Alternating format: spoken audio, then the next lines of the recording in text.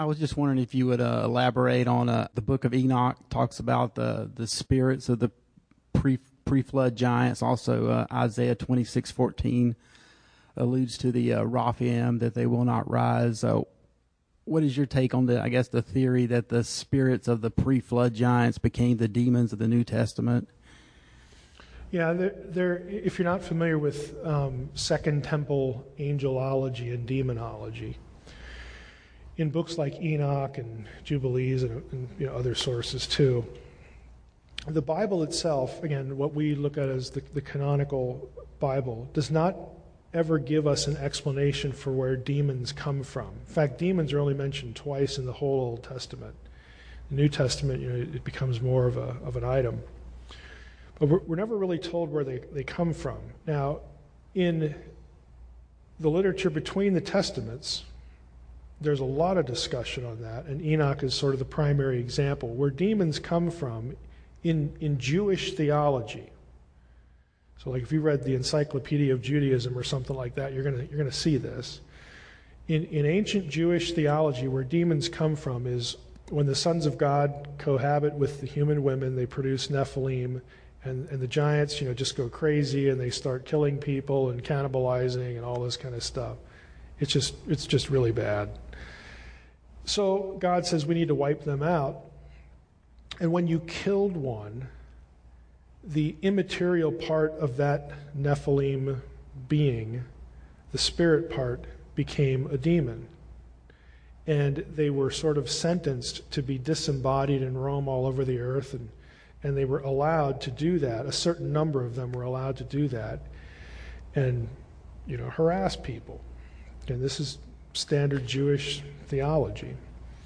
You don't actually ever see that taught in the Old or New Testament. There are certain things that would sort of go with it. In other words, would cohere with the idea. For instance, some of the episodes in the Gospels about the demons possessing people. Some scholars think that the whole idea of possession harkens back to this idea that demons seek re-embodiment.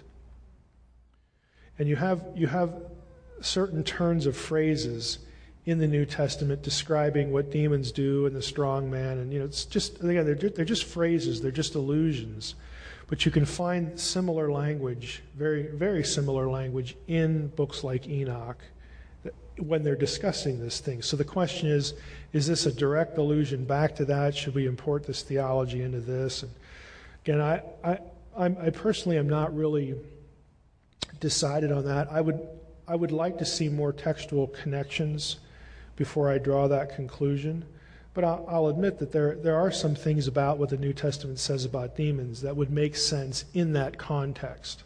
I just don't know. Well, I can tell you I do know that I can't say the New Testament teaches that. But again, some of what it does teach would fit in that framework. And that's really all we have. I mean, it's evident from other places, again, Peter and Jude, that what they're articulating about their own angelology is informed by Enoch. There's no doubt about that. The classic example is in 2 Peter 2, where Peter twice talks about the angels that sinned. Well, there is no angelic sin in the Old Testament except for Genesis 6, okay? And it mentions that they were put in chains and cast into darkness. And one passage has them in Tartarus. Okay, well, the whole idea of being cast in chains and put in darkness, that is not in the Old Testament. That's not in Genesis 6. Where it is books like Enoch.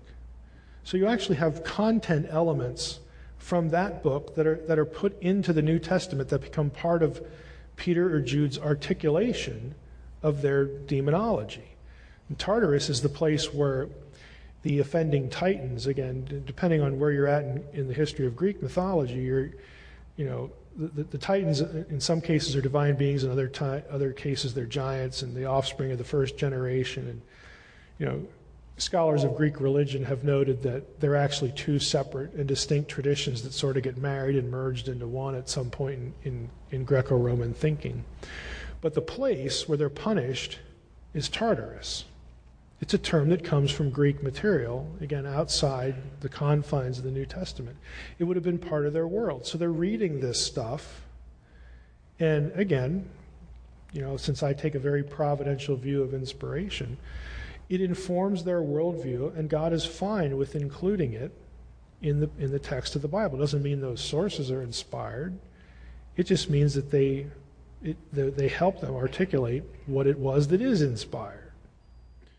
So beyond that, I don't really know, what we can really conclude safely as far as the book itself and what it teaches. There are certainly things in Enoch that I don't think are true at all. So I'm not gonna baptize the thing and say, well, Tertullian was right. I'm not going to do that. But I think it's worth reading all of that material because they read it. And they were very well aware of it, and in some cases it helped them say things that they wanted to say. And we have the heritage of that.